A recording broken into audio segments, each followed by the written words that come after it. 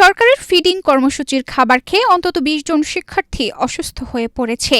দুপুরের আগে পাউরুটি, দুধ, কলা ও ডিম খাওয়ার পরই তাদের মধ্যে বমি, পেট ব্যথা ও চোখে জ্বালা পোড়ার উপসর্গ দেখা দেয়। এমন ঘটনা ঘটে চাঁপাইনবাবগঞ্জ সদর পৌর এলাকার শঙ্করবাটি ১ নম্বর সরকারি প্রাথমিক বিদ্যালয়ে। একমাত্র স্মার্ট সিটি বসুন্ধরা, আধুনিকতায় এক ধাপ এগিয়ে।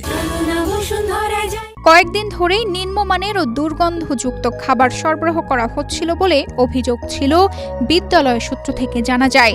তবে আজ খাবার খাওয়ার পর একই সঙ্গে একাধিক শিক্ষার্থী অসুস্থ হয়ে পড়ে। তাদের মধ্যে কয়েকজনকে হাসপাতালে ও বাড়িতে চিকিৎসা দেওয়া হচ্ছে।